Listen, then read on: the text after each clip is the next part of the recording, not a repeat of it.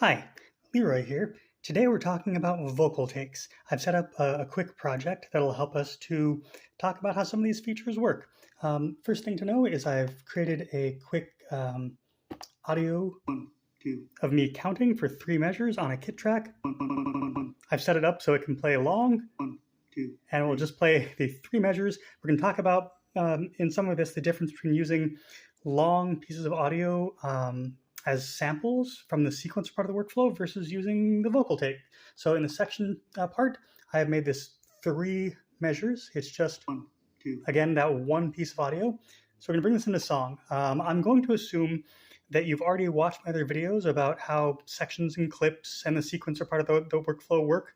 If not, go back and watch those. I may do another video in the future just about the song portion of the workflow, but today we're going to try and focus just on vocal takes so that we can get through this much more quickly. So you're in the song portion of the workflow, and FYI, just again, when you first start up your device, every one of these sections is going to be 8 measures by default, right? You don't have to do anything. You can come into the song portion of the workflow right away without having anything else.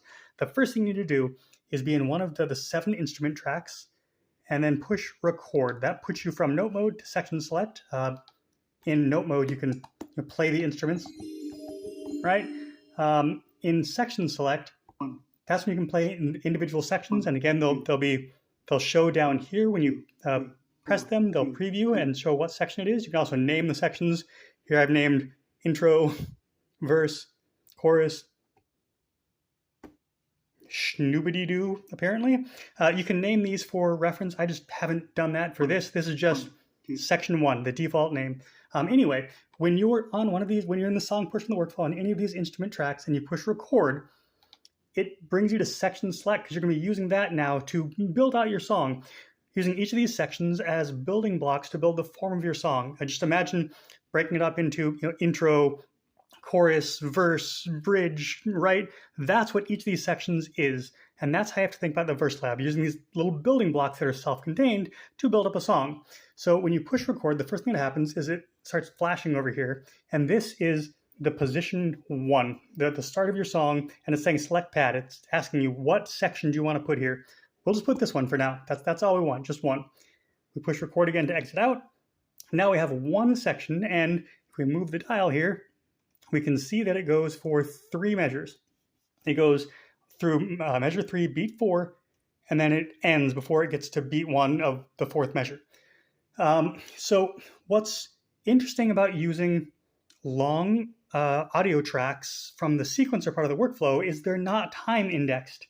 So when you get to the vocal track and the song portion of the workflow and vocal takes, if you're using something from the sequencer part of the workflow that's a long piece of audio, it's not going to work the way you think it's going to. Just again, as reference, the kit tracks and the tone tracks in the sequencer part of the workflow are designed for very short samples, drums, maybe a quick audio fill like, hey, something like that, right?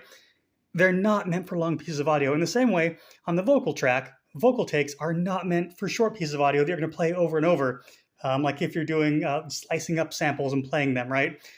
2 completely different uses. Anyway, so I'm going to show you now why this may be a problem. So right now, all we have playing is that long audio from the kit track in the sequencer part of the workflow here. So if we go back to the beginning, again, control 3 will move you to the end or the beginning. We just push play. 1, 2. You can see it's counting. 2, 2, 3, 4, 3, 2, 3, 4. That's it. I'm just me counting to the beat. It's 120 beats per minute right now. It's just every time I say a number, the beat changes. 1, 2, 3, this is the 4, 2nd measure now. 2, 3, now the 3rd measure. 2, 3. That's it. Notice it stopped here at measure 3, beat 3. We can push the sequence or the step here to go back to the beginning of this section, and we'll start over. But what if we wanted to start here? We're like, okay, we're going to measure 2, beat 2. We're going to just have a little bit of a run up and then start singing into it live or something, right? Recording a vocal take. You'd expect that this audio track would start at measure 2, beat 2. Let's listen. 1, 2. It started at 1 again. The thing is that the sequencer track just knows that this should be playing, but it's not meant for long samples. So it just knows it should be playing, so it just starts playing it from the beginning. No matter where you are, 1, 2. in the song, it's going to start over. So if you have a lot of these long samples in your sequencer part of the workflow, and then you try to record something, if you don't start at measure 1, it's not going to sound anything like you think it should sound. You're going to wonder why it sounds weird. That's why. So let's try something else instead. We're going to go to the mixer and mute the kit track. So that was all that was playing. So now if we start it over, there's nothing. So now let's go to the vocal track. You can only get that in the song portion of the workflow, or song mode, depending on how you want to talk about it. So we go to vocal, and it says immediately record standby. So the first thing you do is choose one of these pads. This is kind of like working on a kit track, where each of these is a different sound you can use. Right now, they're all empty. Unlike a kit track that kind of gets populated with sounds, this starts empty. So we're just going to start it at 1, and you can move it, to whatever vocal take you want. When we hit record, it's going to record from whatever source we have set. You can set that under input. You can use the built-in mic, the external mic, or line in. That is exactly the same as going to edit and the on button for mic. See, mic in, it's off, so it's the line. If you set it here to built in and then go back to input, now it's built in. Right? These share the same thing. The easiest way to get to it is just push input. Anyway, if you want to record that, you first set what measure you want to start at. So if you wanted to start recording it, beat 3 of measure 1, you could set that. If you just push the step, it's going to start at the first beat of that step. So we could, for instance, set the built-in mic, turn it on, push record. It says record standby, right? So we push record.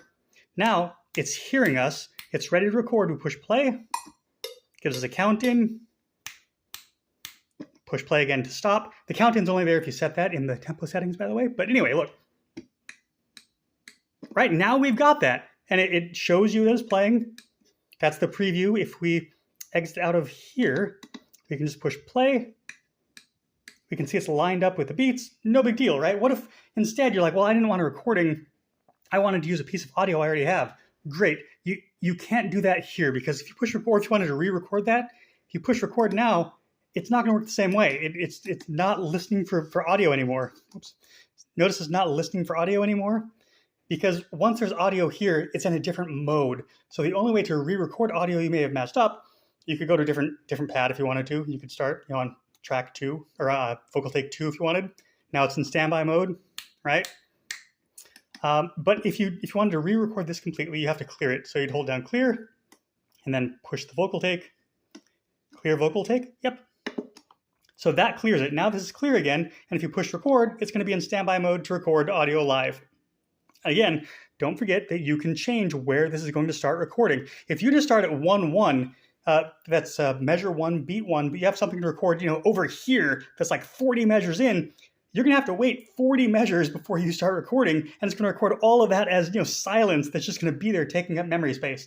You don't want to do that. If you have something to record at beat for measure 40, you're going to want to start at measure 39 or something, just so you have some lead up to get into it. You're not going to want to record the entire 40 measures. That's why this is important. So you can also, instead of recording audio live, you can just push the value knob and bring it in from a project. And this is kind of useless. Again, this is where Roland kind of dropped the ball. You can load one of your projects or one of the projects it came with. Let's look at the projects it came with. If you go into one that doesn't have a vocal take, it just says empty. There are no vocal takes. Go to one that does have a vocal take. It tells you the name of the take, whatever you named it, but that's it. You can't preview it. If you push load, it just exits out to load a project. There's no way to listen to the audio that's in that vocal take before you load it. You have to know exactly what it is before you load it. I find that pretty useless. The other thing you can do is just load some audio. We'll go into the export folder where I made the thing we're listening to now. This 1, 2. Very boring. We're loading it in, and we loaded it at 1100. That's measure 1, beat 1, right at the beginning. So if we play it now, 1, 2, 3. It sounds just like it did with the drum kit. There's a difference though. Watch. If we want to start at, say, a measure 2, beat 3, 3, 4, 3. It's indexed. It knows where it is in the song. Remember that when you have all these blocks down here building up a song, that's one layer. The vocal track and the vocal takes are on top of that in a completely different layer that goes on top of that and goes over that. So again, if we wanted to start at, beat measure 1, beat 2, 2, 3, 4, 2, 2, right? It's indexed. It knows exactly where it is in the song. That is important. That's what you want with these long audio files. And you may be saying, well, Leroy, what happens then if I want to go back to the sequencer part of the workflow and rework something with the audio that's on this vocal take? Well, again, unfortunately, Roland has not given us a way to export directly vocal takes. You can resample them. So for instance, you could go to Edit, Record to set the sampling options, and then you can just say, hey, I just want the vocal track, right? You can set it in here, and then you could mute the vocal takes you don't want. You do that, by the way, by holding Mixer and pushing the vocal takes you want to mute, and they get really dim. I don't know if you can see that on camera, but it gets really dim, really bright, really dim. So you can mute all the vocal takes you don't want and just record the ones you do want. The downsides to that are in here, when you're recording from the built-in mic or an attached XLR microphone or a mono source, it's mono. If you go to the sampling engine, it's now going to be stereo no matter what. So if you wanted to get back to the mono, it's just going to be dual mono. You'd have to bring it into your computer and edit it, resave it, bring it back in. That's a problem. Also, you've only got the 63.8 seconds in the sampling engine. That's it. If your vocal take is longer than that, you're kind of out of luck. Your other option is to use the mix down feature, but then it's going to play the entire song. So if you just want to record the chorus to use for something else, right? You want to export that, you'd have to turn off all of your other vocal takes and then set the mix down to just record the chorus part. But then, again, it's going to record in stereo. That may be an issue because it takes more memory. But it's also going to record the entire song. So if there's 40 seconds of audio before the chorus comes in, it's going to be 40 seconds of silence, then the piece of audio you want, then more audio at the end that's silent until the song ends. Again, a bit of a problem. Also, bringing that back in is hard because that directory is out of scope. The mixdown directory that this goes in is not in scope for loading samples. When you load in samples in the Verselab, it has to be in the samples folder or a subfolder of the samples folder, and mixdown is not. So again, you'd have to go to your computer, find the file, move it or copy it to the samples folder, then bring it in. Frustrating. There is an advantage though. You could hard pan the vocal takes, one to the left, one to the right, and then record two at a time doing that, I guess. Anyway, let's check out another thing you can do with these vocal samples that might make it make a little more sense. We're going to go back to one of these instrument tracks so that we can record more of these blocks. So say we want, we've got the intro, right? And then let's say we want this one here, this intro, and then we want a couple of these schnoobity-doos, and then we may want, what is this? Chorus, okay, and we'll go back to the verse, and then we'll go back to this a couple times, right? Okay, what if this section that we've been listening to, where we put the vocal take we had, it's just one measure. So it's just going to go 1, 2, 3, 4, that's it, right? If we go back to the vocal, we go back to song mode and the vocal track, we've got all of these different things now. What's going to happen to this sample when it gets here? 1, 2, 3, 4, 2, 2. It keeps going because, again, that vocal track and vocal takes, here are your little blocks for the sections. The vocal track is up here going above it all. It does not matter which section it's in. It'll just keep on going until it stops. Unlike, we're going to mute this vocal track by holding down Mixer and pushing the vocal take we want to mute. So now we got nothing, right? We're going to unmute the kit track where we had the audio from the sequencer part of the workflow. Let's try that again with this and see what happens with this. It's only a measure long now. What happens when it gets past the end of this section? 1, 2, 3, 4. It just stops. It got to the second section after the first measure, and it just stopped because, again, long audio that's in the sequencer part of the workflow can't go from section to section. So if you just wanted like a vocal fill or something that went from, I don't know, your verse to your chorus, and it was something like, hey, yeah, or something weird that just, it was right at the end of your verse going into the chorus, but it overlapped, you can't do that with the sequencer part of the workflow. You have to do that with a vocal take. Absolutely. Again, anything that is in one of your sections will end when that section ends. So let's look at some other things we can do with this. So we're going to go ahead and turn off the kit track. We're going to turn back on our vocal take. Let's go ahead and just copy this same vocal take a couple more times. So we're going to copy. If you hold on copy, push your vocal take, and then push another pad, it'll copy it directly. So now we have it 3 times. Let's look at some of this to see what these do. Now, if I move, right now it's flashing because that's the one that's selected. Right? If you hold it down, you can listen to the sample, and Control 1 will go backwards and forwards. 1, Notice this up here, Control 1, forward, backwards. So you can scrub through the audio by using this, or you can hold down Shift and push a pad, and it'll just play it until it's over. If you want it to stop, you can just push exit. Anyway, so now we have the same thing on 3 different pads. What do we do with that now? So let's look at a couple of things. We have to remember that each of these vocal takes is monophonic. You can't play the same thing multiple times and have it just layer. Like if you wanted to go, 1, 2, 3, 4 in one vocal take, and then 1, 2, 3, 4 over here, not starting here, but starting here, you can't layer them. Once you start this one here, it stops the first one. It's just like pressing the pads. Once you press the pad, it stops the other one. So let's look at that. How do we even do that, right?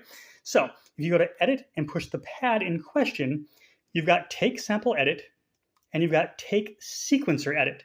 The sequencer edit is what we want. So this first one, it says it goes from measure 1, beat 1 right at the beginning to measure 4, beat 1, and 51. This last one is it breaks the beat into 100 steps from 0 to 99. So this is just how long the audio is, and we can change that. This knob doesn't do anything now because this is for multiple vocal takes. So is this. This one controls the start point, and it goes really slowly by portions of a beat. If you hold down Shift, it goes by a beat at a time. And notice the endpoint changes as well because it's the entire sample right now. It keeps the sample the same length and just moves the start point.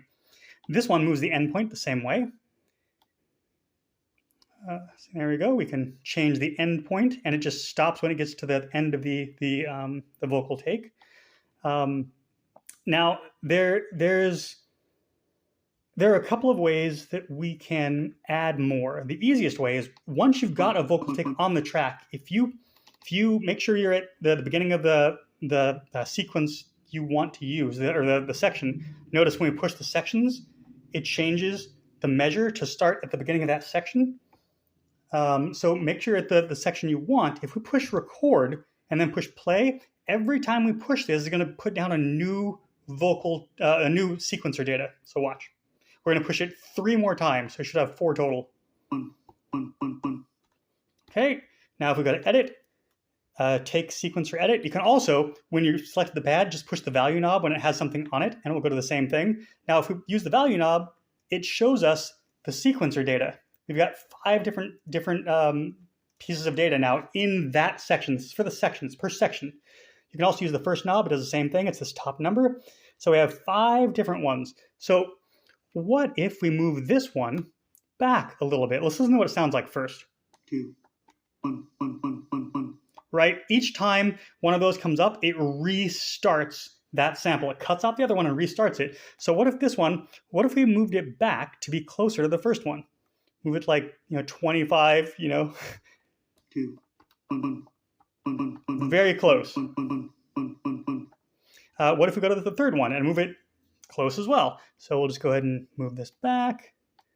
We'll move this to, notice I moved it back too far. It's now 1, 1, 16. The ones in front can't be farther back than the ones in back. So like, look at number 2 now. It was a 25. Now it got reset because I moved this one back before it. So if you have, one here, one here, one here, if you move this one to where the second one is and back, the second one just gets reset. So just be aware that these are all kind of related. Same thing if you have 2 here and you move this one forward. If you move forward past where the next one starts, it's going to move that one forward past it. They don't overlap. They just push things around. Anyway, so we're going to move the second one back to 25. That's a quarter of the way into the beat. Depends on your tempo. This one we're going to move to 50. And we're going to move the fourth one to 75. It's going to just go, 1, 1, 1, 1, right? It's going to just go real quick like that. 75. All right, so here's what we got. Starting right at the first beat, 25% into the beat, 50% into the beat, 75% into the beat. All right, let's listen. We push 1 to get back to the beginning. Right now it's at measure 1, beat 3. So we just push the beginning of the section. It'll start there, right? Now, this is fun, sounds interesting, but again, if you're going to do something like that, if you just want one word like 1, you'd want to sample that 1 word and use that in the sequencer part of the workflow. and you want to play it on your pad, right? This, just like the sequencer part of the workflow is not made for long pieces of audio, this is not made for short pieces of audio. And it would be very challenging very fast to do that. All right, let's look at a couple more things that we can do. You can't have multiple of the same thing on one audio track, but let's also look at how we delete real quick. So edit, take sequence edit. You go to the one you want to delete. So we're going to delete all of them, starting from 5 back to 1. Just push clear. And it asks, do you want to clear that vocal sequence? Yep. Do you want to clear this one? Yes. How about this one? Yes. And let's clear the last one as well. So we have nothing on here now, right? Whoops, got one more. There we go. So at nothing, it's empty now, right? What we can do is you can just push a, you can go to the section you want to put it on, hold down the vocal take, and then push that, excuse me, push that section. Now you have it there. What if I wanted to put another one?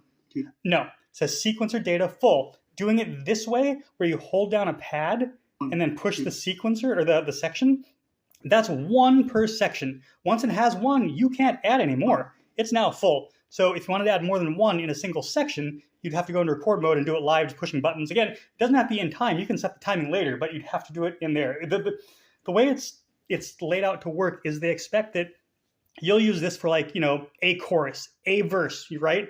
Probably you're not going to be repeating the same chorus twice in one section. You'd have, you know, the verse and then, you know, a chorus and then a verse, right? So usually with vocal takes, you can have a long piece of audio, but it's going to come once per section. That's why it does it this way. But there are ways around that. Again, you can just push record. This one, again, if we hold down the pad and push the section, it says it's full. But if we hit record, now if we go to edit that section, whoops, we go to edit that pad, excuse me, in this section, we're in the section, looking at this pad, we can see we have multiples now. Again, that's just because we did it manually with the record button in real time. Not something you'll use very often. Honestly, most of the time, you're just going to go into the pad and then just hold down the pad and push the section you want it in. It's going to add one right at the beginning, and usually that's going to be what you want. You're going to want something right at the beginning. Again, the ways to get there are edit and then the vocal take, and it's for this section, or and then you go to take sequencer edit, or you select the pad you want and the section you want, and you push the value knob. We've got a bunch in there right now. So let's go ahead and delete all of these, all the ones that are in the first section. Notice if we keep scrolling, it's going to go to this, how's that? I forgot about that. Usually it's going to tell you exactly where those are, but it starts at the beginning of this vocal take. Excuse me. So we're going to delete all of these except for the first one. Just hitting clear over here. It's one of those days, dusty in here today. All right, so we've cleared all of these. Now, what if you wanted them to kind of layer? You wanted more than one thing at a time? Well, you use a different vocal take, right? So if you have harmonies, like this is the main harmony, this is the third, this is the fifth, right? You can have on different vocal takes. You can do the same thing.